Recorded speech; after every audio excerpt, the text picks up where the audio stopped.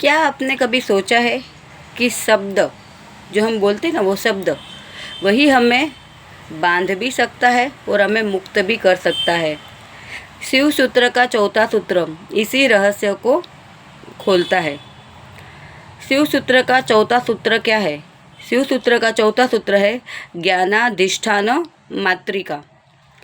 अभी ज्ञानाधिष्ठान, अभी इसको हम तोड़ के समझते हैं। ज्ञान मतलब क्या? जो हमें ज्ञान होता है, बोध होता है, वो। अधिष्ठानम, ज्ञानाधिष्ठानम, तो ज्ञान, फिर अधिष्ठानम। अधिष्ठानम मतलब आधार, ठीक है। ज्ञान का आधार क्या है, मूल क्या है? तो ज्ञानाधिष्ठान मात्रिका, मात्रिका मतलब वर्णमाला, ठीक है, शब्दों की शक्ति, ठीक है ना। वर्णमाला है तभी तो वर्ण से शब्द बने, और शब्द से फिर क्या बना? वाक्य बना, जो हम बोलते हैं, ठीक है ना। तो ज्ञानाधिष्ठान मात्रिका, ये उसका पूरा अर्थ है। अभी जैसे एग्जाम्पल मैं देती हूँ, एक छोटा बच्चा है, वो जन्म लेता है, तभी उसे कुछ पता नहीं होता। जैसे जैसे वो बड़ा होता है उसे पता चलता है, वो वर्ड सीखता है, मम्मी, पापा, माँ, दूधू, बुआ, पानी, है ना। पहला वो इशारे से बोलता है, ऐसे तो भूख लगता है तो रोता है, इशारा करता है ना। सब उसका इशारा रहता है। बाद में आस्ते आस्ते वो शब्द सीखता जाता है, उसको शब्द पता चलता है, वो बोलता है। तो आस्ते आस्ते क्या होता है, शब्द ही उसकी पूरा दुनिया बन जाता है ना। वैसे हमारा भी शब्द ही क्या है, पूरा संसार हमारा बन जाता है। जो शब्द है वो केवल बोलने के लिए नहीं है। शब्द क्या होता है, शब्द हमारे विचार बनाते हैं। कोई भी शब्द है, फिर जैसे कि अभी पेड़ बोला तो हमारे विचार में क्या आया? पेड़ आया। मैं दूसरा कोई शब्द बोलूँगी तो हमारे विचार में वो शब्द के रिलेटेड वस्तु आती है। तो शब्द क्या होता है, वो हमारे विचार बनाते हैं, फिर वो विचार ही हमारा स्वभाव बन जाता है। अगर हमने कुछ अच्छा पॉजिटिव सोचा तो हमारे पॉजिटिव शब्द यूज़ किया तो हमारे विचार भी पॉजिटिव आएंगे। फिर और हम लोग हमेशा पॉजिटिव शब्द यूज़ करेंगे तो हमारा विचार हमेशा कैसा होगा? पॉजिटिव विचार आएगा। तो वही बाद में विचार क्या होता है, वो हमारा स्वभाव बन जाता है, और वही स्वभाव बाद में क्या होता है, हमारा जीवन बन जाता है। इसलिए शब्द केवल शब्द नहीं है, उसे हमें, वो एक शक्ति है, मात्रिका है, शिव की शक्ति है। तो शब्द यूज़ करते टाइम पे हमें देखना चाहिए कि हम कैसे शब्द यूज़ करते। वही शिव भगवान हमें बताते हैं कि शब्द से हमारा विचार में वो शब्द आते हैं, हमारे विचार में वो चीज़ आती है, फिर वही धीरे धीरे हमारे स्वभाव में आ जाती है। हम किसी के बारे में उल्टा बोलते करते, फिर आस्ते आस्ते क्या होता है, हमारा स्वभाव भी विचार में आता है, फिर स्वभाव में बन जाता है। फिर कितने लोग ऐसे बोलते हैं ना कि भाई इसका स्वभाव तो ऐसा ही है, वो झगड़ालू ही है, ये फिर कंजूसी है। क्यों? क्योंकि वो शब्द पहला बने, फिर शब्द हमने मन में वो शब्द बनाए, यूज़ किए, हमारे विचार में हमेशा वही दिन रात वही आता रहता है। फिर आस्ते आस्ते वो शब्द जो हमेशा हम सोचते करते रहते हैं, फिर वही हमारा स्वभाव बन जाता है, फिर वही स्वभाव हमारा जीवन बन जाता है, हमारा चरित्र बन जाता है। हम वो स्वभाव के व्यक्ति बन जाते हैं।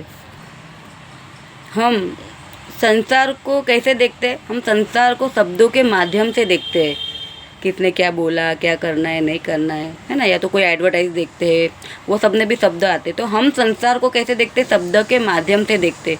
लेकिन शिव वो शब्दों से परे है। शिव क्या है? वो शब्दों से परे है। जब मन शब्दों से शांत हो जाता है, हमारे मन में बहुत सारे विचार आते हैं ना, शब्द से विचार आए ना, तो हमारे मन में जब बहुत सारे विचार आते हैं तो हम अंदर की चेतना पे कंसंट्रेट नहीं कर पाते, उसको जान नहीं पाते। तो जब भी हम हमारे विचार से शांत हो जाते हैं, विचार हमारा शांत हो जाता है, तभी हम हमारी वास्तविक चेतना का हमें अनुभव होता है, हम उसे जान सकते हैं।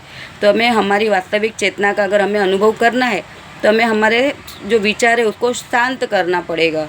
और विचार को शांत करने के लिए क्या करना पड़ेगा? शब्दों का जो हम ले रहे सहारा विचार करने के लिए, उसको भी स्टॉप करना पड़ेगा।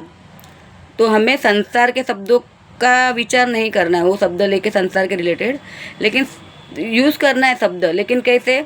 आत्मा का जानने के लिए, आत्मा को जानने के लिए वो शब्दों का हमें यूज़ करना है, ताकि हम अंदर, हमारा बाहर जो विचार हो रहा है वो बंद होके हम विचार हमारे अंदर, हमारे मन के अंदर, हमारा मन अंतर्मुखी हो जाए, हम चेतना के बारे में जाने, हमारे विचार बाह्य न जाके अंदर जाने। वही शिव हमें संदेश देता है ये सूत्र के माध्यम से।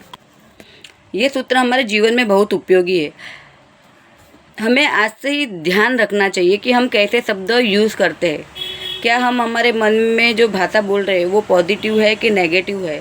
अगर हम पॉजिटिव बोलेंगे तो हम पॉजिटिव व्यक्ति बनेंगे, हम नेगेटिव बोलेंगे तो हम समाज के लिए नेगेटिव व्यक्ति ही बनने वाले हैं।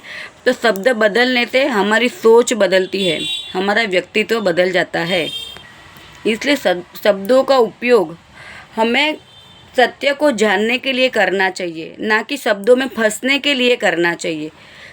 शब्दों की मदद लेके हमें सत्य को जानना चाहिए, सत्य की खोज करनी चाहिए, उसमें डीप में उतरना चाहिए। शब्दों के मदद से हमें संसार में नहीं पढ़ना, संसार की ज़्यादा वस्तु नहीं जाननी। संसार की ज़्यादा वस्तु जानोगे तो उतना ज़्यादा फंसोगे तुम, फिर जितना ज़्यादा फंसोगे उतना ज़्यादा जन्म लोगे बाद में तुम, ठीक है ना। तो संसार का चीज़ हमें ज़्यादा नहीं जानना है, हमें आत्मा के बारे में ज़्यादा जानना है। तो उम्मीद करती हूँ आपको ये सूत्र, जो चौथा सूत्र समझ में आया होगा, ज्ञानाधिष्ठान मात्रिका। ठीक है, पहला सूत्र क्या था हमारा, आपने वीडियो नहीं देखा होगा तो देख लेना। पहला सूत्र, दूसरा सूत्र, तीसरा सूत्र, लाइन का सूत्र हमारे चलते रहेंगे। अभी आज ये चौथा सूत्र था, ज्ञानाधिष्ठान मात्रिका। अभी नेक्स्ट वीडियो हमारा पाँचवा सूत्र जो है उद्यम भैरव, उसके ऊपर आने वाला है। तो आप कंटिन्यू एक के बाद में एक सूत्र लाइन सर देखते रहना, तो आपको सब समझ में आएगा। कुछ नहीं समझ में आए तो नीचे कमेंट करना, ताकि मुझे पता चले आपको कहाँ पे डाउट है, तो मैं वो एक्सप्लेन कर सकूँ।